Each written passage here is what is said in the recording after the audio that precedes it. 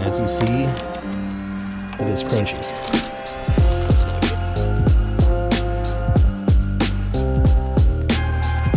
But there's not much left there.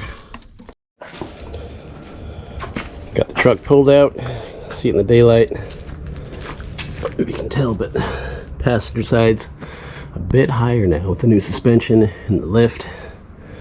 Looking pretty good.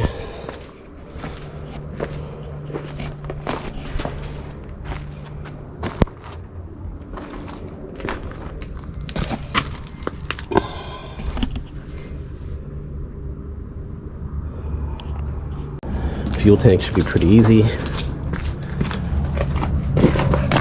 We got one bolt there. And I believe, yep, these three right there. Got one connection here, 3 fuel lines. That looks pretty rusty, but it's been soaking for over a week now in penetrating oil, so hopefully that does something for me. A few more things gotta detach here. So there's going to be a little clip. Where'd it go? There it is. This right here attaches there. Got another 12mm attached to this strap. And then we got some wiring that just kind of clips on. Some wiring that just kind of clips on right here. Looks like it's just kind of flopping around, so I'm going to go ahead and ease it on down. Get it out of the way. And show you what's left of the frame, I guess. She crunchy. See all of that right where the fuel tank was. Lots of crap in there. It's pretty crunchy all the way through. So now I gotta definitely weld on a new section there. Get all this crap out. There's just so much in there. Oh, fun. Okay, gotta remove all of these lines, get all that out of the way, do that all the way up to the front, and then start removing all of this rust. So I completely cut off the emergency brake because that line was in the way. Emergency brake, as far as I know, hasn't worked for 10 plus years.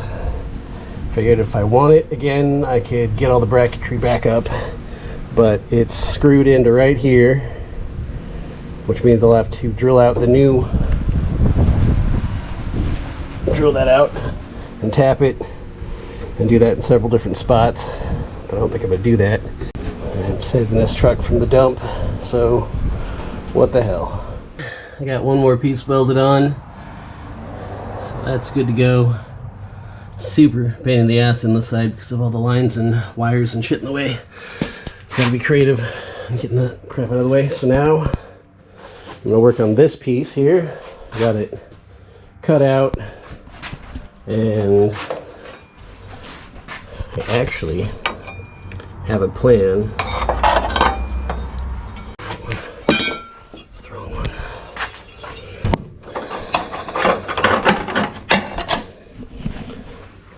So cut that to size. I'll probably shave this down right here. That'll cover up those rust holes. Wish I would have thought about that over there, but maybe I'll still figure something out. Since I do have the other piece, I'm sure I can do something there. But anyways, the goal today is to get this piece welded on, get the suspension swapped out, and maybe get that fuel tank rehung. And I did go ahead and order up a fuel pump. I picked out a piece of gnarly goo. Some sludge buildup. I don't know if I still have it around here. If I stepped on it and tracked it in. But it was some gnarly goo that was in the fuel tank. I removed this fuel pump and broke like 3 of these little bolts here. So might be all right. Got to figure that out though. And I got a new fuel pump on order, should be here tomorrow. Figured while everything's apart, and this thing, that fuel pump has been through some rough times. Also, I got the new fuel cap. Broke the old one on when I was removing the bed, but also I noticed when I tested it, tried blowing air through there, this fuel cap was clogged. So good thing I tested that. Good thing that broke, I guess. So I never would have tested it. So right now the challenge is getting that bolt out right here. It does not want to move. So I got tension release there. I'm going to try to release the tension here. I'm going to take this bolt off. That one does move. I'm going to pound it out. I have a new shackle, so not worried about getting the bottom shackle out.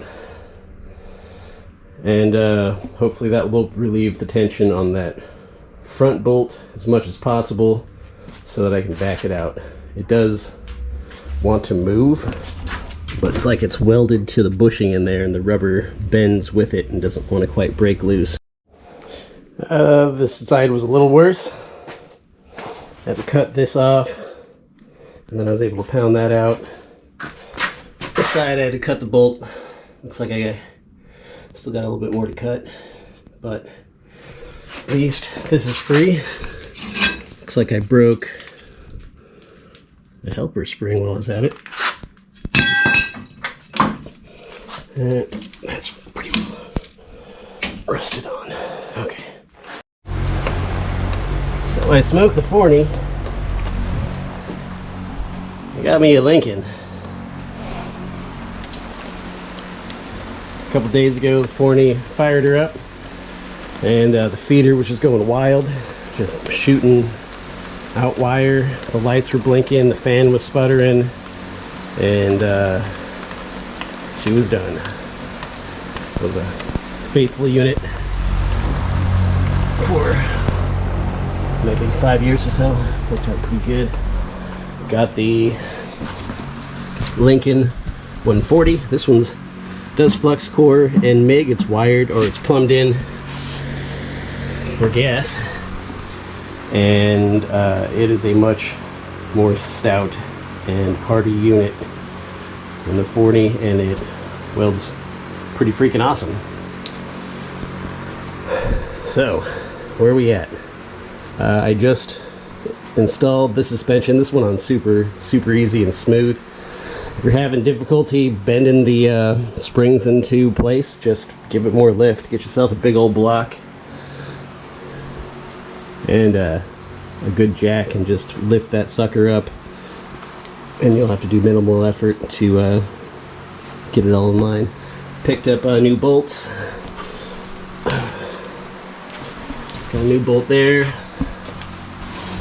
Got a bunch of new hardware here for the rear end to get the bumper and the hitch back on. I welded in this side, and oh my god, where the fuel tank is, it was just nasty. This was falling apart on me. It was still pretty stout, but it needed some reinforcement. It's ugly, guys, but it's solid. It is just boogered to all hell. I got a piece of 1/4 inch flat iron in here. I got some angle iron right here, 2 inch. Another piece of flat iron on the back. And as you see, that side was just pretty rotted, so it's on there now. Cut this side off, moved it out and up so it was nice and flush. That side welded on pretty good. I know I'm not the best welder. I'm a mechanic with welders, one of the most dangerous kind, super reckless, but I'm getting better, and that new welder is just a lot smoother. So do a little course correction. I wish I could turn the heat up, but I blow my circuit every time, so work with what I got. And maybe I'll slow down on the beads and try to tighten it up a bit, but that came together well. Here I kind of beat it up, cut it up, welded it. I put a piece of flat iron on the inside there to box that rotted part in, And so that should be good. In the process of doing all that, the rust finally broke on this. I think this is my rear locking diff unit, so I gotta hit this with an air hammer, try to take off the old the old rusty shit here if I can. And I think I'm gonna take some angle iron on the inside, weld and drill it, and then bolt it in place. Set this back up again. But today's project, I get this next piece laid in there. As you see, it's got a new mount for the fuel tank, so I got to cut this old one off, and it should slide right into place. And I'll get that welded in. Made some progress. Got this rear piece on. It's pretty easy. All you really got to do is cut out a section for that bump stop, which I need to order new ones because my other one's rotted off. Clean that up a little bit. I know it's ugly, but it's just supposed to be a dust guard really to seal the little gap that was right here under it, but whatever. This was the worst part of the frame, and it's looking a lot better now. I don't think I'm going to make that look any prettier. I gotta get this done. Today the focus is going to be on this rear side. Gonna get my 3-inch, 1/4-inch flat bar, go from back here all the way up, my 2-inch bar here to here. I did get my 3-inch bar welded, and then I welded the 2-inch bar on top of it right here. My electrodes on my plasma cutter went out, and I don't have any more handy at the moment, so I just went ahead and drilled it out. Looks cleaner.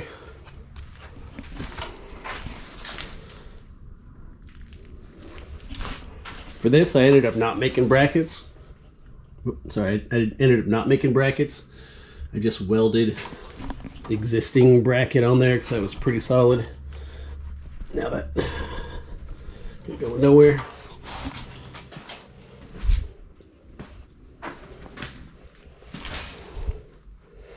And just kind of patch this in here.